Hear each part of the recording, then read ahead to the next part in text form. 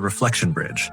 They built a new pedestrian bridge over Lake Harrow last year, clean, sleek, and designed with modern glass paneling that reflected the sky. It was supposed to be a symbol of progress in an otherwise sleepy town. People called it beautiful, but not me. My name's Peter, and I live 2 blocks from that bridge. I was one of the first to notice something wrong.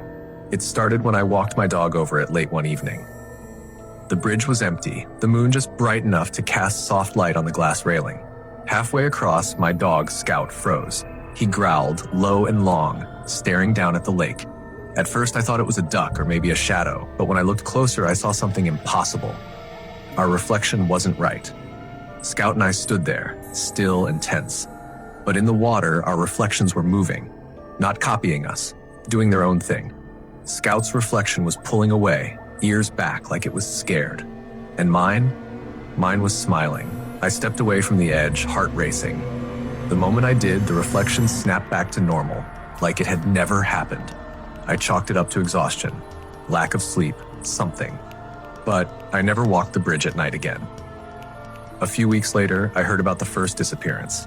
It was a teenager named Lily, last seen heading home after a school event. Security footage showed her walking across the bridge around 11:40 p.m., but she never made it to the other side. The tape shows her halfway across and then nothing. She just vanishes from frame. No sound, no splash, no struggle. Gone. Search crews dredged the lake, nothing. A memorial went up. A few people left flowers. The town moved on. But I didn't. Not after I saw what happened next. 3 nights after Lily vanished, I couldn't sleep. So I sat on my porch with a cup of coffee. From there, I can see the bridge, just a glimpse through the trees. And I saw her, Lily. She was standing in the center of the bridge under the pale moonlight. But something was off. She wasn't moving right. Her body was stiff, arms slightly lifted at her sides like she was balancing on a tightrope. And her face, her face wasn't facing me. It was tilted down toward the water, fixed in a wide, unnatural grin. She took 1 step, and then another, and then walked off the edge. I dropped my cup and ran. By the time I reached the bridge, there was no one there. Not in the water, not on the path, but the glass railing was warm to the touch. That same week, 2 more people vanished. No bodies, no clues. Just people seen entering the bridge late at night and never coming out. I started researching. There were no legends about Lake Harrow, no curses, no old myths or drownings. But I did find one odd record, an article from 1897 about a mirror pond in the area before the lake was created. The pond was drained to form the man-made lake decades later. People back then claimed if you stared too long into its surface, your reflection would get stuck and stop following you. No one believed it. But here's where it gets weird. The bridge was built directly over the deepest part of the lake, right above where that old pond used to be. And it's made almost entirely of glass. Glass railings, glass floors, reflective surfaces everywhere. That night, I went to the bridge again. I had to know. It was 2:17 a.m. when I stepped onto the walkway. The lights flickered as I passed. I walked slowly, watching the water. My reflection was normal at first. Then it began to lag, just a little. I lifted my hand. The reflection followed. 2 seconds later, I backed away. The reflection kept waving. Then it grinned, slowly, too wide. It started moving forward while I stood still. I stumbled back off the bridge, and the reflection kept walking across the glass until it reached the end where I would have exited. It turned around and waited, like it was expecting me to return. The next morning, the town announced a temporary closure of the bridge due to unexplained structural vibrations. No one's been able to confirm what that means. But the truth is obvious to me now. The bridge is a mirror, a giant reflective trap. And whatever was buried beneath Lake Harrow, whatever was sealed in that mirror pond, it's alive in the reflections. It's watching, copying, learning. And sometimes it gets out. I've seen people in town who don't act quite right. Their movements are just a little off. Their speech just a little too perfect. Their eyes don't blink when they should. Maybe they crossed the bridge at the wrong hour. Maybe their reflections crossed instead. And now, I'm writing this while I still remember who I am, while I'm still sure that I'm the one on this side of the mirror. But sometimes I wake up at night and see a face watching me from the window. It's mine, and it's smiling. The Bridge Keeper. When I was a kid, my grandmother told me never to cross Wyndham Bridge after sundown. It's not the dark you should fear, she'd say. It's who tends the bridge. At the time, I thought she was just being dramatic. Everyone in the town of Wyndham Falls told stories about ghosts, curses, and ancient things buried in the soil. But none of it ever felt real. Just small-town folklore. Until last month, when my brother Matt went missing. He was last seen crossing Wyndham Bridge after 9 p.m. heading back from a fishing trip with friends. No sign of struggle, no dropped belongings, just gone. Police searched the woods, the river, they even drained part of the bank. Nothing. Everyone assumed he slipped and fell into the river. But I knew Matt. He was cautious, strong, and had walked that bridge dozens of times.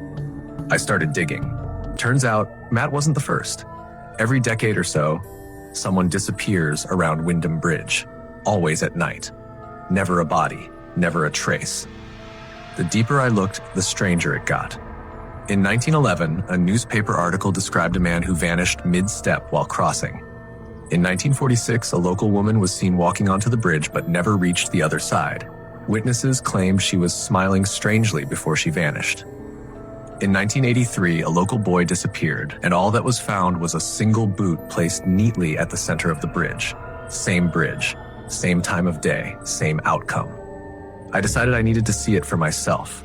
So on the 28th of April, exactly 1 month after Matt went missing, I went to Wyndham Bridge at 8:50 p.m. The bridge itself isn't much. Wood and rusted steel, stretching about 300 feet across a gorge with a quiet river below. It groaned when I stepped onto it like it was breathing. I stood at the edge, flashlight in hand, and waited. Nothing happened at first. Then, just before 9 p.m., I saw someone. A figure, tall, thin, and standing at the very center of the bridge. I hadn't heard him approach, no footsteps, no sound, just there. I raised my flashlight. He wore an old conductor's uniform, like something out of the 1800s. Long coat, gloves, a wide-brimmed hat that shadowed his face. "Excuse me," I called out. "Did you see my brother out here? His name's Matt." He didn't answer. He just raised one hand and pointed down. I looked over the side of the bridge. The water shimmered in the moonlight. Then I looked back, and the man was right in front of me. I stumbled back. He didn't move. "Who are you?" I asked. He took off his hat. His face was featureless. No eyes, no nose, just a slit of a mouth. "I keep the balance," he said in a voice that sounded like wind through hollow wood. "A toll paid in silence, a life for a passage." I didn't understand. "Where's my brother?" I demanded. He tilted his head. "Gone. Passed through." "You took him?" He nodded. Fury surged through me. "Why? What are you, some kind of ghost? Demon?" "I am the keeper. I take one every cycle. That is the price." "No, I'm not letting this continue. You cannot undo what has been done." I reached for my phone to call for help, but he reached faster. A cold, unseen force slammed me against the railing. Then he whispered, "Unless you choose." I gasped. Choose? A replacement, an offering. Bring one to the bridge willingly at the right time. Let them cross, the balance will be restored. Your brother returned. I stared at him, horrified. "You want me to sacrifice someone?" He smiled. Then everything went black. I woke up the next morning on the forest floor. No sign of the man, no memory of walking off the bridge, just the same thought echoing in my head. Choose. Over the next few days, I tried to forget, to rationalize. Maybe it was a dream, a hallucination from grief. Then I got a call. They'd found Matt, alive, wandering near the town limits, confused and barely able to speak.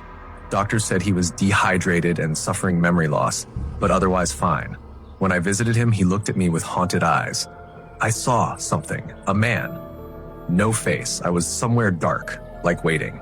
I didn't tell him what I knew, but I knew what it meant. The keeper had released him, which could only mean one thing. Someone else had taken his place. I went home, checked the news. A woman named Ellen Chambers, local librarian, had gone missing the previous night. She'd last been seen walking her dog near the bridge. No body, no sound, gone. And here's the twist. I never chose anyone. I never offered a sacrifice. But I did tell Ellen about the bridge a few days prior. I warned her not to go near it after dark. She laughed, said she didn't believe in fairy tales. And the keeper heard me. He found her. My words were enough. So now I don't speak of the bridge. I don't warn anyone. I don't tell them the truth. Because every time I do, someone goes missing, and the keeper smiles. The engineer's mark. In the rural town of Harwich, there's a bridge that everyone crosses, but no one talks about. It's called the Danforth Overpass, plain unremarkable with its dull concrete shoulders and chipped white lines. Built in 1979, it stretches across the rail line that runs north to south through town. Locals drive it every day. Nobody ever suspects it of anything. But I know different because my father built it, and he died because of it. My name's Ben Travers. I'm a structural engineer now, like Dad. I took the same classes, read the same manuals, even interned at the same firm. But I didn't start this job because I loved bridges. I started because of what happened the year I turned 9. That was 2002. I remember Mom waking me up in the middle of the night crying. She kept muttering, the bolts weren't supposed to shear like that over and over again. Dad had been overseeing maintenance on the Danforth Overpass that week. A late-night call had come in about strange vibrations reported by freight train engineers. He left the house in his orange vest and hard hat and never came back. According to the report, he was inspecting the supports underneath when the central span buckled just slightly, barely enough to jar the framework. But it sent him crashing down onto the rail tracks where an unscheduled train struck him. An accident, that's what they said. But here's the part that stayed with me. Dad wasn't found right away. And when they did recover his body from the train yard 2 miles down, he wasn't wearing his safety harness or his hard hat, and his boots, steel-toed and heavy, were missing entirely.